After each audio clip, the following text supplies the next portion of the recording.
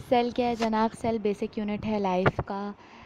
Word cell निकला है सेला से, लैटिन लैंग्वेज है जिसका मतलब होता है स्मॉल रूम।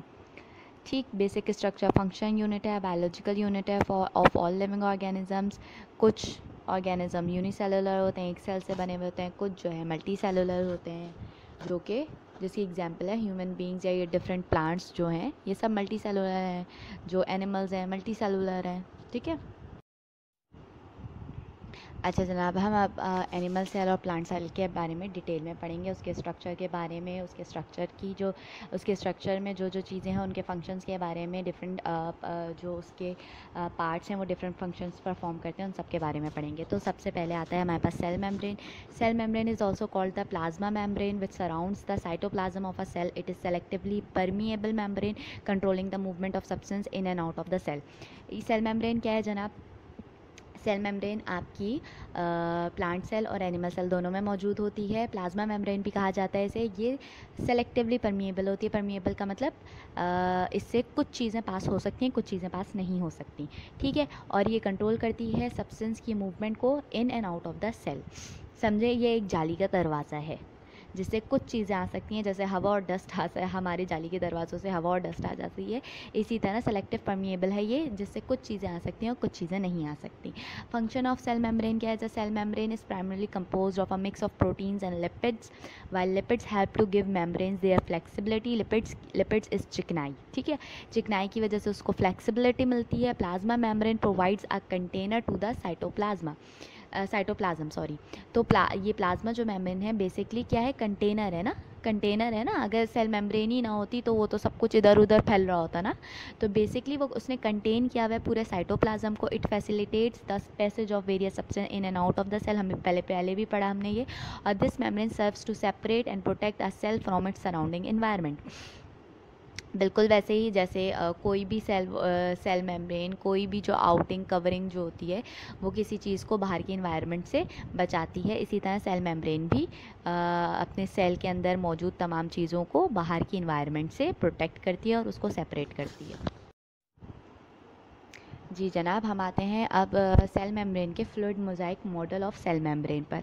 असल में इसके स्ट्रक्चर को थोड़ा सा डीपली पढ़ेंगे। सिंगर एंड निकोलसन इन 1972 इन्होंने प्रपोज किया था working model of cell membrane या प्लाज्मा मेम्ब्रेन, जिसको इन्होंने नाम दिया fluid mosaic model of cell membrane. क्या कहा इसमें इन्होंने कि जो सेल मेम्ब्रेन है उसमें लिपिड बायलेयर होती है। ठीक है, लिपिड बायलेयर होती है, और जो हम ये अभी पहले भी पढ़ चुके हैं डिटेल में कि ये लिपिड बायलेयर आपको सेल को रिटेन रखती है, उसके साइटोप्लाज्म को, और इसके अंदर मौजूद तमाम चीज़ों को अपने अंदर रखती है ये। ठीक है। दूसरी प्रोटीन मॉलिक्यूल्स हैं। Protein molecules floats like icebergs in the sea. जैसे आइसबर्ग सी में जो घूम नहीं रहे होते, इसी तरीके से ये प्रोटीन मॉलिक्यूल्स घूम रहे होते हैं। These protein molecules occur as a mosaic of discontinuous particle.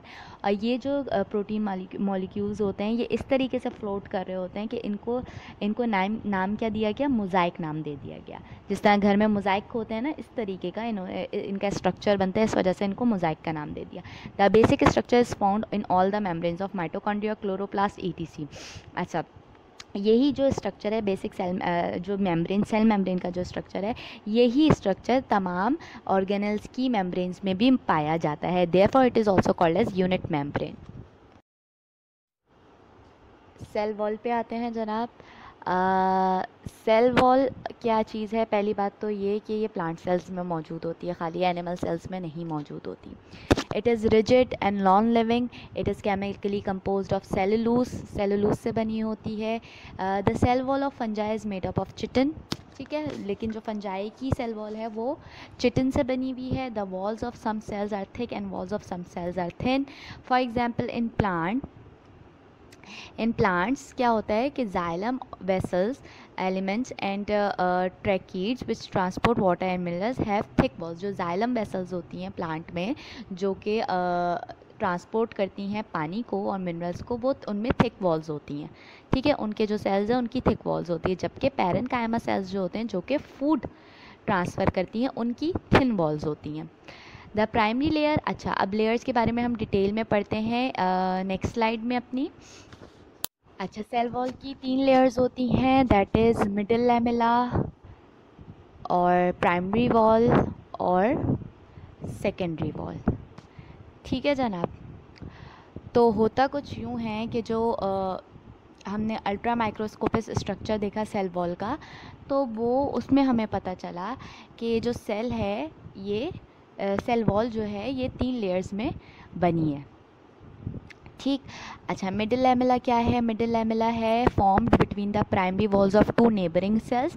It is cementing layer between 2 cells. 2 cells के बीच की सीमेंटिंग मतलब सीमेंट मतलब जो चीज़ एक दूसरे को ज्वाइन कर ले, मजबूती से पकड़ ले, इसलिए ये जो है इसमें यहाँ पे हमने लिखा है cementing layer between 2 cells. 2 cells को ज्वाइन करने मजबूती से पकड़ रही है ये मिडिल लैमेला। ठीक है। उसके बाद है primary cell wall. Primary cell wall basically first wall होती है प्लांट सेल की। It is compose of cellulose and pectin, और कभी कभी लिग्निन के साथ भी ये होती है। सेकेंडरी वॉल क्या होती है? Secondary wall is formed by the decomposition deposition of cellulose at the inside of primary wall. Secondary wall क्या होती है? सेकेंडरी वॉल जो है बनती है कैसे? प्राइमरी वॉल के अंदर की तरफ जो है सेलुलोज की डिपोजिशन होना शुरू हो जाती है, मतलब वो जमा होना शुरू हो जाता है, एंड उसके जमा होने से वहाँ पे वो प्राइमरी वॉल बनती है। इसीलिए प्राइमरी वॉल के सेकेंडरी वॉल बनती है प्राइमरी वॉल के अंदर सेलुलोज की डिपोजिशन की वजह से सेकेंडरी वॉल बनती है। अच्छा जनाब, फंक्शन ऑफ सेल वॉल पे आते हैं। फंक्शन ऑफ सेल वॉल क्या है? प्रोटेक्शन, स्ट्रक्चर, सपोर्ट देती है वो। उसके अलावा फ़िल्टरिंग मैकेनिज़्म भी होता है कि कुछ चीज़ें फ़िल्टर करके अंदर जाने देती है, कुछ नहीं जाने देती। प्लांट सेल वॉल्स जो होती हैं समार्थिक, समार्थन पहले भी पढ़ चुके हैं, और इसकी एग्जाम्पल मैं भी आपको जाइलम और पैरेन्काइमा सेल की दे चुकी हूँ। अच्छा जनाब, बस आज का जो लेक्चर है वो इतना ही है। इसमें आखिरी में आपको मैंने क्वेश्चंस दे दिए हैं रिलेटेड टू द टॉपिक जो हमने आज डिस्कस किया है। तो मेरे ख़्याल से ये 2-3 दिन में ही हो जाना चाहिए। आप लोग थर्सडे तक ये जमा करवा दीजिए अपना असाइनमेंट। उसके बाद कल फिर आपको इसी चैप्टर का जो दूसरा पार्ट है, क्योंकि चैप्टर थोड़ा सा ये लेंदी है तो हम इसको डिवाइड करके करेंगे। तो ये कल आपको जो है इसका नेक्स्ट जो इसकी स्लाइड्स होंगी वो मिल जाएंगी, और उसका असाइनमेंट भी फिर उसी के साथ आखिरी में स्लाइड के आखिरी में आपको मिल जाएगा। ये वाला असाइनमेंट आप अपना थर्सडे तक जमा करवा सकते हैं।